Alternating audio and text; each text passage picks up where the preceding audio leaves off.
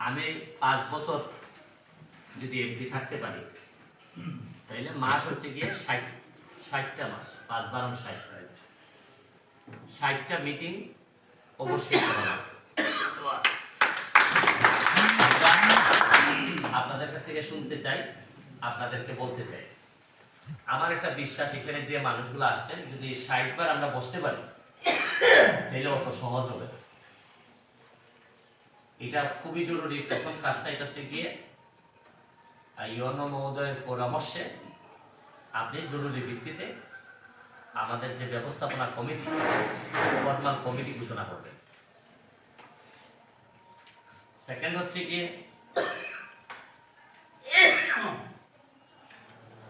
আপনার এই ব্যাপারে যা যা লাগে আমি জানি না কি কি লাগবে।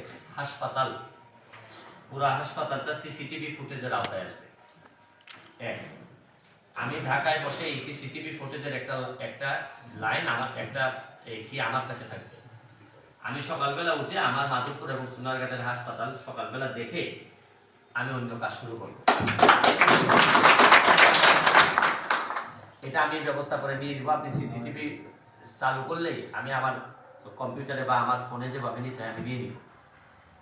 2, প্রতিটা সরকারি হাসপাতালে এখন নতুন নিয়ম হয়েছে, আপনার এই যারা এখানে আছেন তারা হাজিরার জন্য একটা কম্পিউটার, ওই যে একটা সিস্টেম আছে বায়োমেট্রিক ফিঙ্গার, হ্যাঁ, এটা চালু থাকলো। আপনারা যারা চালু রাখেন তারা কতটুকু চালু রাখছেন আমি জানি না। এটা ওই ফিঙ্গার পাঞ্চিং দেখে আমরা বুঝতে পারবো কারা কখন আসছিলেন, কারা কখন গেছেন।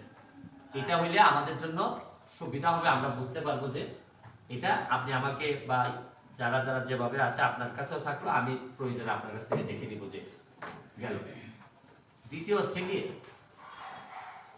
হাসপাতালে যারা কাজ করে না তাদের মধ্যে অনেকের ব্যাপারে শোনা যায়, আমি এই জিনিস বিশ্বাস করি না, যে আপনারাই বিভিন্ন ডায়াগনস্টিক সেন্টারের পার্টনার। এটা আমার কাছে মনে হয় যে এটা খুবই বিব্রতকর আমাদের জন্য। যদি পার্টনারশিপ থাকেও আপাতত এই 5 বছর আমি যতদিন আছি আর পার্টনারশিপ রাখেন না, এটা আমাদের সবার জন্য ভালো হবে। আর রাজনৈতিক ইনফ্লুয়েন্স, আমি অমুকের লোক তমুকের লোক, অন্য লোকের নাম যদি বলে তাহলে একটু ওয়েট করে, আর যদি বলে যে আমি ব্যারিস্টারের লোক তাহলে সাথে সাথে থানায় দিয়ে দিবে। আবার যদি কোনো অন্য লোকের কথা বলে আমি জানি না, একটু টাইম নিয়ে আমি এখন দেখা গেল জানি না এগুলো বলতে হবে। যদি ব্যারিস্টারের লোক বলে তাইলে কি করবে, আমাদের ওনারে এক্সরে না দেখাইয়া হিল্লুর সাহেবকে বলবেন যে আপনি সাথে করে নিয়ে যান। রাজনৈতিক কোনো ইনফ্লুয়েন্স থাকবে না। আমি মাসুমা ম্যাডামের কথা আমার খুব পছন্দ হয়েছে। আপনি আমার সাথে যোগাযোগ রাখবেন, যখনই কোনো সমস্যা হয় আপনি আমার নাম্বার দিয়ে যাবো, আপনি সরাসরি আমাকে কল করতে পারবেন। কোনো ধরনের কোনো একজন নার্সের ব্যাপারে যদি আমি শুনি যে আমার কোনো এলাকার লোক ডিস্টার্ব করছে, তাহলে হিলুল সাহেব আসার আগে আমি চলে আসবো। কিন্তু ওসি সাহেব আসার আগে আমি চলে আসবো। যে কোনো মহিলাদের, আমি এমপি হওয়ার আগেই বলছি, আমার এলাকার মহিলা, তার উপর আবার এলাকার বাহিরের মহিলা এখানে আছে, কোনো বকাটে যেই হোক সে, তারে কোনোভাবেই আমাদের কোনো মহিলার উপর নির্যাতন হইলে, শুধু নার্স না, এইখানে কোনো সরকারি কর্মকর্তা কর্মচারী মহিলা আসবেন বা যেই হোক, তার উপর কোনো ধরনের অন্যায় নির্যাতন যদি কেউ করেন, আমি যতদিন এমপি আছি এই সম্পূর্ণ দায় আমি ব্যক্তিগতভাবে আমি বহন করবো। আমি বলবো, আর কথা বলতে যদি আমি হেল্প করতে না পারি তাইলে এইরকম অযোগ্য এমপি হওয়ার কোনো প্রয়োজন আমি আছে বলে মনে করি। এই এমপি না থাকলেও চলতে। তবে আপনাদের কাছে আমার অনুরোধ, আপনাদেরকে আমি আমার সর্বস্ব দেব না, আপনারাও যেন আমাদেরকে সর্বস্ব দেন। আমি আপনাদের কাছে অনুরোধ করে যাচ্ছি যে আপনারা ছাড়া আমাদের যাওয়ার জায়গা তো নাই। আমি বুঝি যে অনেক বেশি লিমিটেশনস এর মধ্যে আপনারা আমাদের জন্য কাজ করেন, তারপরও কি করব বলেন। আমি আপনাদের বুঝি আপনাদের মেজাজ খারাপ হয়। আপনারা আশ্চর্য হবেন না যে আমি এমপি হওয়ার পর আমার বাড়ি ঘরের নিচে মানুষ, আমার কোর্ট কাছারি যেভাবে যে পরিমাণ মানুষ আমার পিছনে দাঁড়াই থাকে, যে এখন যদি আমি একটু বিরক্ত হই তাইলেই ভাইরাল। মানে আমি একটু বিরক্ত হইলেই আমার দিকে সারাক্ষণ ক্যামেরা তাক করে থাকে, কিন্তু আমি যে একটা মানুষ তাও ধরে নিছি যে উপরে আল্লাহ নিচে যতদিন আমার ঠিক থাকে, আমার মানসিকতা থাকে, সুস্থ থাকে, কাজ করে যাব। আর যেদিন আমার সুস্থতা থাকবে না তাহলে আমি রিজাইন করে। আর আপনাদেরকে আরেকটা জিনিস আমি কনফার্মলি বলে দিই, আমার পাশে যারা আছেন, আমার বিপক্ষে যারা আছেন, আমি কিন্তু আগামীবার ভোট পাবো এমপি নির্বাচনে দাঁড়াইলে এই চিন্তা আমার মাথায় নেই। আমি কাজ করে যাব, এতে যদি আমার পুরো এলাকাও আমার বিরুদ্ধে চলে যায় যে আমি আর ভোটই পাবো না, সবাই জানে যে নিশ্চিত ফেল, তাতে আমার কিচ্ছু আসে যায় না। আমি 50 বছরের এমপি আছি, আমার যা যা কাজ করার, যেখানে দখল উদ্ধার করার, যেখানে যা যা করার, আমি আপনাদের ভোটের জন্য ওয়েট করতেছি না। আমি ওয়েট করতেছি পরবর্তী প্রজন্মের যেন মরার আগে চোখের চোখ রেখে বলে যেতে পারি যে আমি দায়িত্ব পাওয়ার পর যে সোনারঘাট মাধবপুর পাইছিলাম, এর চেয়ে ভালো সোনারঘাট মাধবপুর আমি রিজাইন করার আগে রেখে দিতেছি আপনাদের। আমি গণস্বাস্থ্যের অনেকগুলা মিরাশি ধরনের আছে গণস্বাস্থ্যের ক্লিনিক গুলার অবস্থা আরো খারাপ। আমি জানি না আপনার জুরিসডিকশনে এগুলো পড়ছে কিনা। কমিউনিটি ক্লিনিক আপনাদের এই যে আপনি এখানে, আমি মিটিং করতে করতে একজন আমাদের মেসেজ পাঠাইছে। আমার তো সুবিধা এটাই যে আমি ফেসবুক থেকে সব জেনে যাই। আপনাদের পাঠাইছে যে দেখেন, সে পাঠাইছে আমার বাড়ির পাশে মুসিখান্দি একটা গণস্বাস্থ্য কেন্দ্র আছে, বেহাল অবস্থা, ভিজিটর নাই, আয়া নাই, পিয়ন নাই, সবাই বাড়িতে বসে বেতন নেয়। এই দেখেন, এই যে 12:37 আমি পাইছি। কার আন্ডারে দেখেন, আপনি তো পিএইচও আন্ডারে বলে তো আপনি বাইরে রাখতে পারবেন না। হ্যাঁ, আপনি দেখেন এখানে যতগুলো আছে এইগুলাতে এখন সমস্যা হয়ে গেছে। আমারও তো একটা পরীক্ষা আছে, এমপি হিসাবে আমার পরীক্ষা আছে যে আমি দায়িত্ব নিলাম, চিকিৎসক আছে 8 জন, নার্স 29 জন, এই আমি লিস্টটা নিয়ে গেলাম। আমারও তো একটা বছর পর বছর একটা পরীক্ষা দিতে হবে। আমি যদি 2-4 জন না বাড়াইতে পারি তাহলে এমপি হিসাবেও আমি যোগ্য না। আমার তো চেষ্টা করতে হবে যে অন্তত কিছু লোক না বাড়াইতে পারলে আমি কি করলাম তাইলে। আমার কাজ হচ্ছে কি বিভিন্ন জায়গায় তদবির করে এগুলা বাড়ানো, এগুলো আমি আমার জায়গা থেকে আমার দায়িত্ব পালন করার চেষ্টা করব। আর একটা জেনারেটরের কথা বলা হয়েছে, মাননীয় উপজেলা চেয়ারম্যান সাহেব একটা জেনারেটরের কথা বলছেন, উনি 2 দিনের ভিতর দিয়ে দিবেন বলছেন। ইয়নো মহোদয় এটা কি করছেন, জেনারেটরটা রাখেন। আর আমার ব্যক্তিগত পক্ষ থেকে আমি আপনাদেরকে একটা ছোট যেভাবে মাঝারি রকমের আইপিএস এর ব্যবস্থা করব, যাতে আপনারা এইটার সাথে আইপিএসটা চালিয়ে রাখতে পারেন। এটা আমি আমার ব্যক্তিগত। আর সমাজ কল্যাণ, আপনাকে আমি বলবো যে আপনার কাছে অনেক জিনিস আছে যেগুলো হাসপাতাল, বা আপনি কিন্তু অনেক বড় দায়িত্ব। আমি আপনার সাথে আজকে আমার প্রথম দেখা হয়েছে, বা আগেও দেখছি আমি আপনার বিভিন্ন মিটিং, কিন্তু আপনি আরেকটু কল্যাণময় হবেন, এটা আমার আপনার প্রতি আমার একটা প্রত্যাশা। আমার প্রতি তো মানুষের প্রত্যাশা অনেক বেশি, আর আমি আপনার উপর একটু প্রত্যাশা করতেছি যে আপনি যেটা আজকে আমরা জানতাম না, তারপরে বললেন যে 1 লাখ টাকা বরাদ্দ হয় কিসের জন্য। আর আরেকটা বিষয় হচ্ছে কি,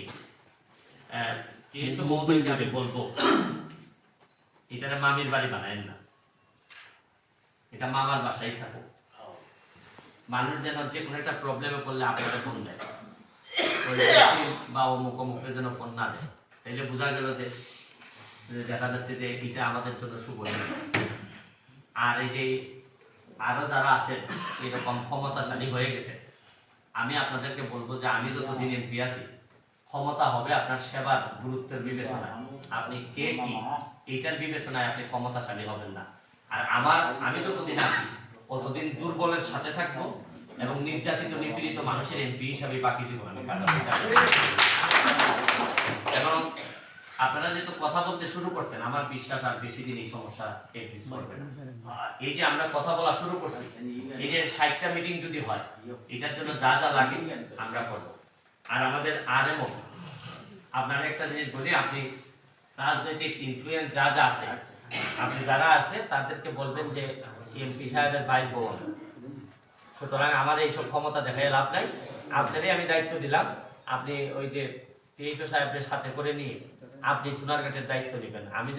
আমি চাই আপনি এলাকার বউ হিসাবে আমার পরে আপনি এমপি হওয়ার মতো এইরকম একটা অবস্থান রাখেন। আমার কোনো কষ্ট থাকবে না, আমি আপনাদের মতো লোকের কষ্ট যদি ছেড়ে যেতে পারি, এটা আমার আরো অনেক বেশি ভালো লাগে। আমি মাননীয় ইউনো মহোদয়কে বলবো যে আমি আজকে শুধু টের পাইলাম যে আমাদের এই ব্যবস্থাপনা কমিটির এই অবস্থা। আমার মনে হয় আরো কমিটি আছে যেগুলা কেউ হাতই দেয়, আমি তো জানি না। আপনি একটু খুঁজে খুঁজে বের করবেন যে কোন কোন কমিটিগুলা আমরা এইভাবে আসলে খবরই নেই না। মনে হইতেছে যে এগুলো আমাদের কাজ না, আমাদের কাজ হলো গিয়া 5 বছর পরে ভোট নেওয়া, ভোট নেওয়া যে যার মতো অবস্থান করে এরপর হচ্ছে গিয়ে ওই যে মজা মারে মজা ভাই আর আমরা খালি তো এটা আমাদের মনে হয় এটা এই যতগুলা কমিটি আছে এগুলো ফর্ম করার বিষয়ে আছে, আমাকে একটু ইনফর্ম করবেন। আর এই ওসি মহোদয়ের কাছে আমার একটা অনুরোধ, আপনি মাঝে মধ্যে নিজেই চলে আসবেন হাসপাতালে, আইসা যারা ওই চেয়ার টেবিলে 5 জন করে বসা সাথে করে নিয়ে যাবেন, বা এখানে টমটমে ওই যে আপনার জুরিসডিকশনের ভিতর কিন্তু আমিও করি, আপনার কিন্তু এত কম ক্ষমতা না, কিন্তু আপনি ক্ষমতাটা প্রয়োগ করেন। আপনার এই যে টিএইচও সাহেব বলা লাগবে না, আপনারা ওনার কোনো ইনভাইটেশনও লাগবে না, আপনি আসবেন একটা চক্কর দিবেন, ফাঁকে ফুঁকে 3-4 জন সাথে করে নিবেন আপনি, আমি তো এটা আশাই করি। এরপরে বাপসা সাইসা ছুটাই নিবে যে কি বিষয় একটু জানবে না মানুষ যে কি কারণে আপনি নিছেন। আপনার প্রায় যেন ওই বগিটা যেন ভরা থাকে, যে কিছু আপনি তুলে নিয়ে যাবেন, এতে আপনার কোনো, এটা যদি আমার একেবারে খুব কাছের লোক হয় 1 মিনিটও ওয়েট করবেন না, তুলে নিয়ে বলবেন যে এখন ছুটাই নেন কি কি বিষয় অপরাধ। সব তো আর ক্রিমিনাল অফেন্স না, কিছু আছে টর্ট, যে আপনার এই সিভিল রঙের কারণে আপনি নিয়ে এই ক্ষমতা আপনার আছে, হাসপাতালে আপনি টহল বাড়াবেন। এই রাতে যদি ওই লাইটের কথা, লাইট টাইট যা লাগে, আমার এই বিষয়ে আমি আপনাকে অ্যাডভাইস করবো না টিএস মহোদয়কে, আমি শুধু এইটুকু বলবো যে এটা আপনার বাড়ি, আপনি অন্য যে কোনো টিএসও থেকে আপনি একটু আলাদা হবেন, কারণ এটা আপনার বাড়ি। আমি কিন্তু শুধু আমি এটুকু বলতে চাচ্ছিলাম যে আমার এই হাসপাতালের বিষয়ে আমার যে এমপি হওয়ার আগে যে হিসাবটা ছিল যে এটা পুরা রিকনস্ট্রাকশন না করা ছাড়া মনে হয় এটার উন্নতি হবে না, পুরা ধরেন একটা শিফট চেঞ্জ করা ছাড়া। তারপর যেহেতু আপনার বাড়ি, আমি কোনোভাবেই চাচ্ছি না যে আপনার বাড়িতে আপনি মানে কোনোভাবে এটা তো আপনার একেবারে জানাজা পর্যন্ত, আমি চাচ্ছি যে আপনার সাথে থেকে আপনাদের যতটুকু পারে সহযোগিতা করে আপনার টাইমটা সামনে নিয়ে দেখি।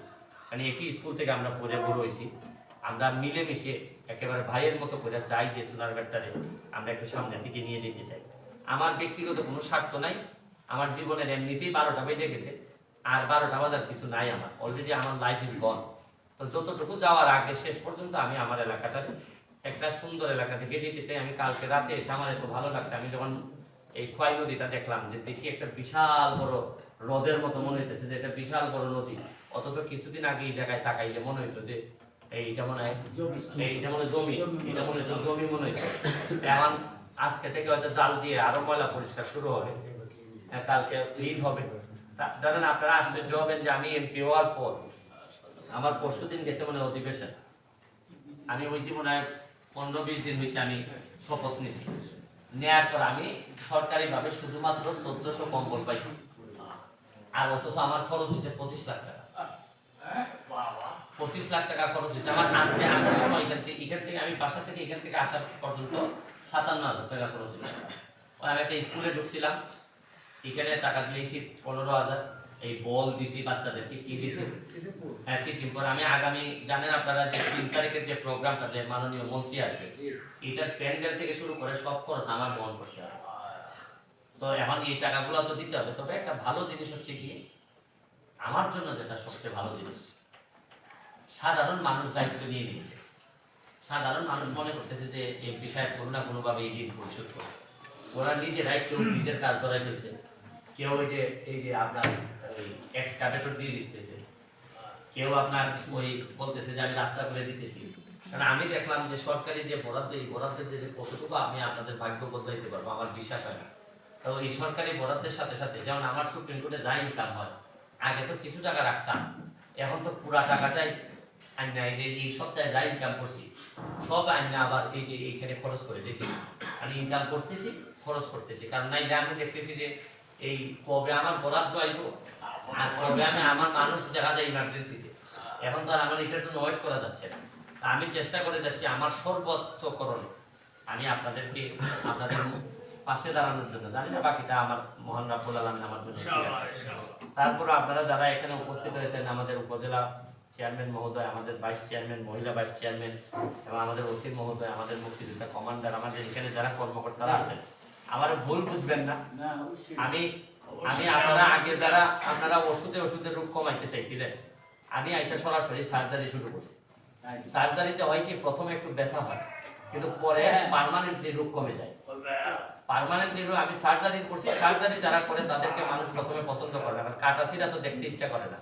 ডাক্তারদের মধ্যে সার্জারি ডাক্তার যারা, তারা নাকি খুব মানে রোগী দেখলেই নাকি এদেরকে ভয় পায়। আর যারা মেডিসিনের ডাক্তার, এরা তো কোনো কথা নাই, খালি রোগে ওষুধ দিয়ে কোনো অসুবিধা হয় না।